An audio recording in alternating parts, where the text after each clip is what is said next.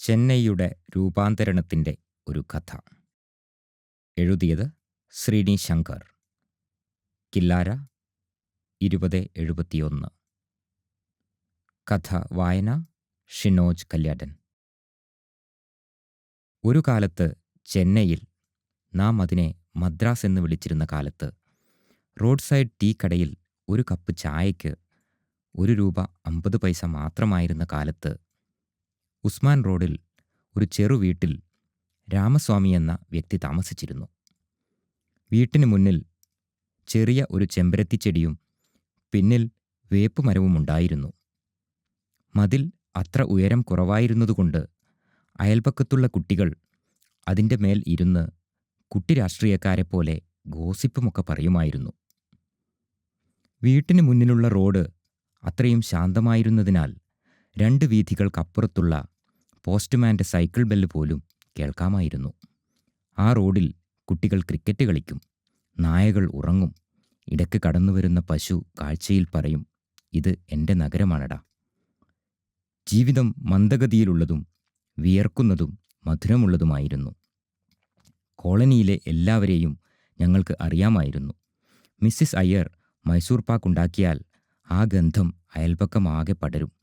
അത് ദ്രുത സന്ദർശനങ്ങൾക്കും ടപ്പർവെയർ മൂടികൾ നിഗൂഢമായി അപ്രത്യക്ഷമാകുന്നതിനും ഒക്കെ കാരണമാകും. നമുക്ക് 35 വർഷം വേഗത്തിൽ മുന്നോട്ടു പോകാം. രാമസ്വാമി ഒരിക്കൽ ഈസി ചെയറിൽ ഇരുന്നുറങ്ങിയിരുന്ന വീട് ഇപ്പോൾ ദി വാസ്തു എൻക്ലേവ് എന്ന 7 നില അപ്പാർട്ട്മെൻറ്റ് സമുച്ചയമായി മാറിയിരിക്കുന്നു. അവിടെ ആർക്കും അയൽക്കാരൻ്റെ പേരറിയില്ല. പക്ഷേ മുകളിലത്തെ നിലയിലെ ഫ്ലാറ്റിൻ്റെ വൈഫൈ പാസ്വേഡ് എല്ലാവർക്കും അറിയാം. കാരണം സിഗ്നൽ കൂടുതൽ ശക്തമാണ്. ഒരു പ്ലോട്ടിൽ ഒരു കുടുംബം മാത്രമായിരുന്നത് ഇന്ന് 42 കുടുംബങ്ങൾ ടിഫിൻ കാരിയറിലെ ദോശ പോലെ അടുക്കി വച്ചിരിക്കുന്നു. മുൻവശത്തെ മുറ്റമോ ഇപ്പോൾ ഒരു സുരക്ഷാ ക്യാബിൻ. അവിടെ ഉറക്കം തൂങ്ങിയ വാച്ച്മാൻ അമിതമായി ഉത്സാഹഭരിതരായ താമസക്കാരിൽ നിന്ന് ഡെലിവറി ബോയ്സിനെ കാവൽ നിൽക്കുന്നു. പിൻഭാഗമോ ഒരു ഹോണ്ട സിവിക് റിവേഴ്സ് ചെയ്യാൻ ദൈവിക ഇടപെടൽ, 17 പോയിന്റ് വളവ് ആവശ്യമുള്ളത്ര ഇറുകിയ കോൺക്രീറ്റ് പാർക്കിംഗ് സ്ഥലം. ഒരു കാലത്ത് ക്രിക്കറ്റ് മത്സരങ്ങൾക്ക് വേദിയായ റോഡുകൾ ഇന്ന് ഗതാഗതക്കുരുക്കിന് കാരണമാകുന്നു. അവ അമൂർത്ത ചിത്രങ്ങളായി തെറ്റിദ്ധരിക്കപ്പെടാം. ചെന്നൈയിൽ ഇപ്പോൾ ഞങ്ങൾ വാഹനമോടിക്കാറില്ല. കൂവം നദിയിലെ ഒരു ശാഠ്യമുള്ള ഇല പോലെയാണ് ഞങ്ങൾ ആ കുഴപ്പങ്ങളിലൂടെ ഒഴുകുന്നത്. രാമസ്വാമി ഇപ്പോൾ ഒരു മുത്തച്ഛനും ബാക്ക് ഇൻ മൈ ഡേ എന്ന വാട്സാപ്പ് ഗ്രൂപ്പിലെ അഭിമാനിയായ അംഗവുമാണ്. ഇടയ്ക്കിടെ തൻ്റെ പഴയ അയൽപക്കം സന്ദർശിക്കാറുണ്ട്. അയാൾ മൂലയിൽ തല ചൊറിഞ്ഞുകൊണ്ട് നിൽക്കുന്നു.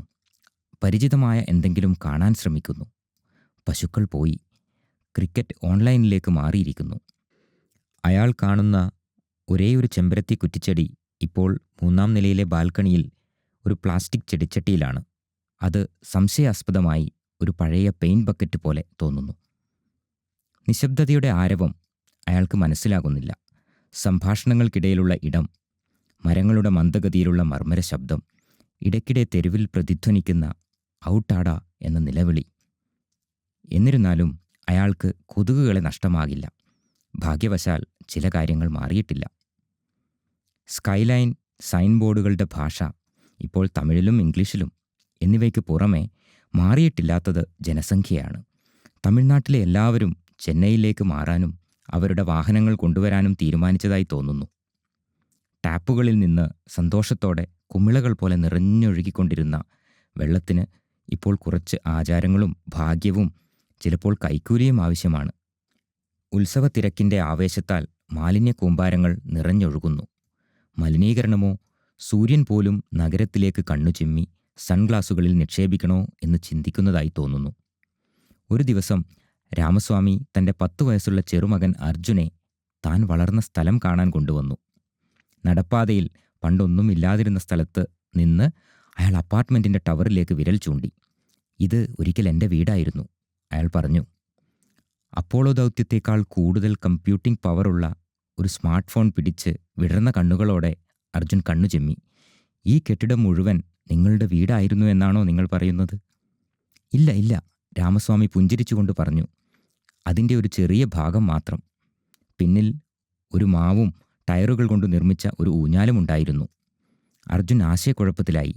ആരെങ്കിലും ടയറുകളിൽ ഊഞ്ഞാലാടുന്നത് എന്തിനാണ്? നിങ്ങൾക്ക് VR ഇല്ലേ? അവർ റോഡിലൂടെ കൂടുതൽ നടന്നു. ഇപ്പോൾ ഹോൺ മുഴക്കുന്ന ഓട്ടോകളുടെയും ശല്യപ്പെടുത്തുന്ന കാൽനട യാത്രക്കാരുടെയും സമയബന്ധിതമല്ലാത്ത ഭക്ഷണ വിതരണ ബൈക്കുകളുടെയും ഒരു യുദ്ധക്കളം. പെട്ടെന്ന് അർജുൻ ആവേശത്തോടെ കൈ ചൂണ്ടി. നോക്കൂ താത്ത, അതാണ് ഞങ്ങളുടെ സ്കൂൾ. രാമസ്വാമി നെറ്റി ചുളിച്ചു. നിങ്ങളുടെ സ്കൂൾ? അത് മുമ്പ് ലക്ഷ്മിയുടെ ബംഗ്ലാവായിരുന്നു. കോളനിയിലെ ഏറ്റവും മികച്ച സാമ്പാർ അവർ ഉണ്ടാക്കിയിരുന്നു. ഇപ്പോൾ അതൊരു റോബോട്ടിക് ഇൻസ്റ്റിറ്റ്യൂട്ടാണ്. തീർച്ചയായും അങ്ങനെയാണ്, രാമസ്വാമി മന്ത്രിച്ചു. അപ്പോഴാണ് ഒരു മാലിന്യ ലോറി അപകടകരമായി അവരുടെ അടുത്തേക്ക് തിരിച്ചു വന്നത്. അവർ വഴിയിൽ നിന്ന് ചാടിയിറങ്ങി സ്വന്തമായി പോസ്റ്റൽ കോഡുള്ള ഒരു കുഴിയിൽ വീണപ്പോൾ രാമസ്വാമി ചിരിച്ചു. ചില കാര്യങ്ങൾ ഒരിക്കലും മാറില്ല. അന്ന് വൈകിട്ട് ഫിൽറ്റർ കോഫി, വാസ്തവത്തിൽ ഇൻസ്റ്റന്റ് കോഫി ആകാം, കുടിച്ചുകൊണ്ട് അയാൾ തൻ്റെ ഉയർന്ന അപ്പാർട്ട്മെൻറ്റിൻ്റെ ജനാലയിലൂടെ പുറത്തേക്ക് നോക്കി. കാഴ്ചയിൽ കൂടുതലും മറ്റ് അപ്പാർട്ട്മെൻറ്റുകളും ആഡംബര ജീവിതത്തിൻ്റെ പരസ്യങ്ങളുള്ള ഒരു ബിൽ ബോർഡും അത്ഭുതകരമായി നിർമ്മിക്കപ്പെടാത്ത ഒരു സ്ഥലവുമുണ്ടായിരുന്നു. അവിടെ ഒരു മാൾ പണിയുന്നുണ്ടെന്ന് ഞാൻ കേട്ടു, അദ്ദേഹത്തിൻ്റെ മകൾ പറഞ്ഞു. രാമസ്വാമി പിറുപിറുത്തു. പക്ഷേ അപ്പാ, അവൾ തുടർന്നു, മുകളിലെ നിലയിൽ ഒരു പാർക്കുണ്ടാകുമെന്ന് അവർ പറയുന്നു. മരങ്ങളുമെല്ലാം ഉണ്ട്, പഴയ കാലത്തെ പോലെ. അയാൾ പുരികമുയർത്തി. ഒരു കെട്ടിടത്തിൻ്റെ മുകളിൽ ഒരു പാർക്ക്? അവൾ പുഞ്ചിരിച്ചു. അതെ, പുതിയൊരു പദ്ധതിയുണ്ട്. അവർ വെള്ളവും കമ്പോസ്റ്റും മാലിന്യവും റീസൈക്കിൾ ചെയ്യാൻ പോകുന്നു. അയാൾ കാപ്പി കുടിച്ചുകൊണ്ട് പറഞ്ഞു. ആ രാത്രിയിൽ അർജുൻ മൈൻക്രാഫ്റ്റിൽ താൻ നിർമ്മിച്ച ഒരു വീടിൻ്റെ 3D റെൻഡറിങ് കാണിച്ചു കൊടുത്തപ്പോൾ ഒരു മുറ്റവും ഒരു ഊഞ്ഞാലും ഒരു വേപ്പ് മരവും പോലും രാമസ്വാമിക്ക് ഒരു ചെറിയ പ്രതീക്ഷ തോന്നി. ഒരുപക്ഷേ ഭൂതകാലം ഒരിക്കലും ഇല്ലാതായിട്ടുണ്ടാകില്ല. ഒരുപക്ഷേ അത് മറച്ചു വെച്ചിരിക്കാം. ഒരു ബിസ്ക്കറ്റ് ടിന്നിലെ പഴയ ഫോട്ടോകൾ പോലെ കണ്ടെത്തുന്നതിനായി കാത്തിരിക്കുന്നു. ഒരുപക്ഷേ ചെന്നൈയുടെ ഭാവി പിന്നോട്ടുള്ള തിരിച്ചുപോകലല്ല, മറിച്ച് ഇന്നത്തെ തിരക്കിൽ ഇന്നലത്തെ ഊഷ്മളതയ്ക്ക് ഇടം കണ്ടെത്തുന്നതിലാണ്. അത് ഒരുപക്ഷേ കോൺക്രീറ്റ് മൂടിയും ഹോൺ മുഴക്കങ്ങളിലും പൊതിഞ്ഞിരിപ്പുണ്ടാവാം. ശുഭം.